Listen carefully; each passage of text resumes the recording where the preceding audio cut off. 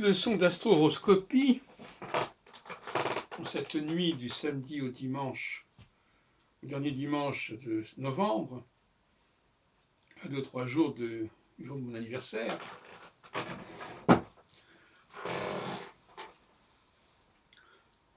Je crois qu'il faudrait parler d'impatience au niveau cyclique. Je veux dire par là que lorsque nous abandonnons une phase pour passer dans une autre phase, c'est par impatience. Mais ce n'est pas parce que les choses sont comme elles sont, mais c'est parce que nous n'avons plus l'énergie correspondante. Et donc l'énergie que nous étions prêts à investir dans ce registre-là, de la phase qui s'achève, nous n'avons plus, elle est épuisée. En revanche, nous avons une nouvelle énergie qui naît en nous pour nous investir dans des choses différentes, dont nous étions impatients avant la phase qui a précédé.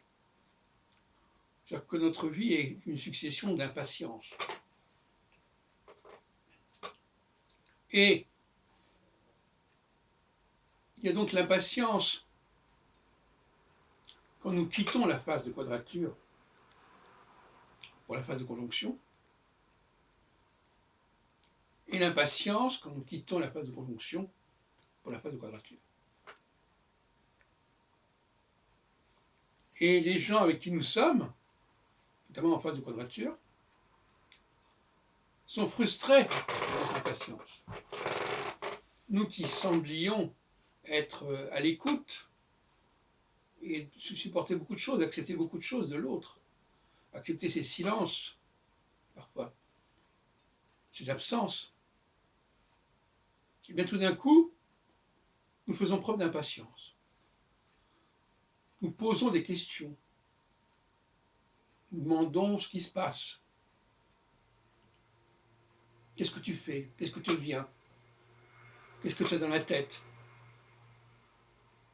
Et ça, ce sont des impatiences qui sont caractéristiques de l'arrivée d'une phase de conjonction ou d'opposition.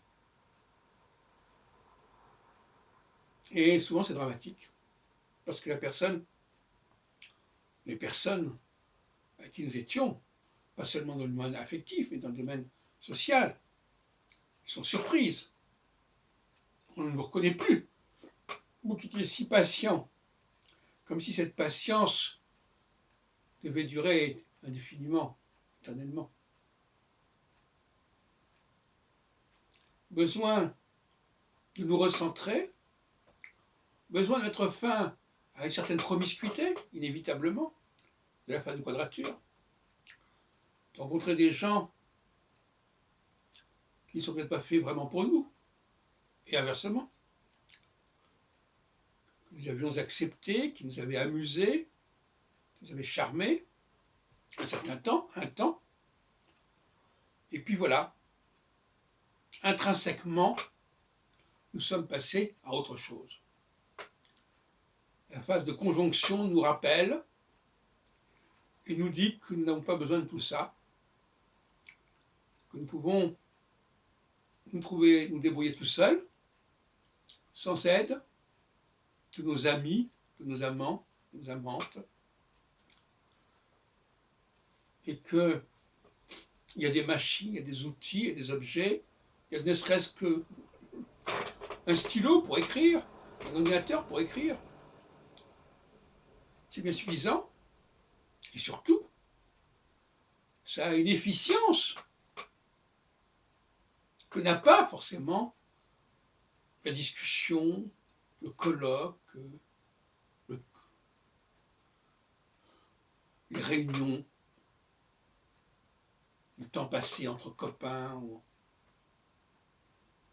où la parole se perd, se disperse, se contredit, s'oublie.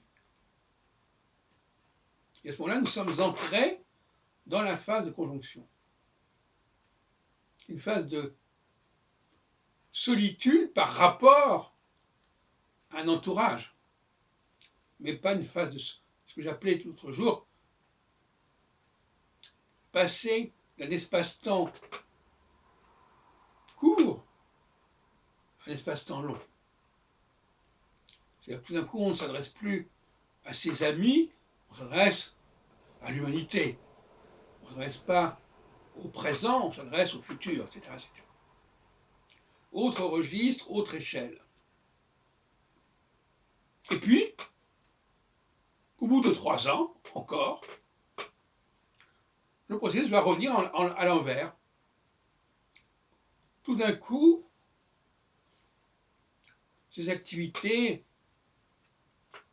très sérieuses, à long terme, nous dessèchent un petit peu quelque part. Il y a quelque chose en nous qui n'est pas content.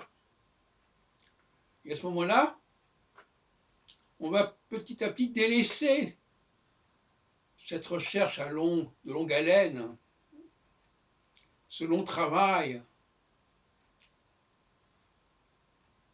pour l'avenir, pour le futur, pour plus tard, pour vivre plus dans le présent.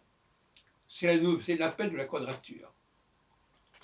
Jupiter est à nouveau à 80 degrés de notre ascendant. Et à ce moment-là débute une période plus chaleureuse, plus chaude, parce que la phase de conjonction est quelque part est froide. Même s'il y a une chaleur intérieure, il y a un feu intérieur, mais elle est froide. On est isolé, on est seul, face à sa page blanche, face à son ordinateur, face à sa bibliothèque, face à sa musique, tout ça, même face à sa cuisine, tout ça, c'est la gestion des objets. Et tout d'un coup, on voudrait vivre avec des gens, les supporter, avoir de la patience pour eux, avoir de l'amour pour eux, s'occuper d'eux. Moment de faiblesse, éventuellement. Moment de compensation. On se dit, je l'ai bien mérité, je m'ai mérité d'avoir un peu de bon temps. Voilà. Voilà ce que j'avais à vous dire. J'espère que le message est passé.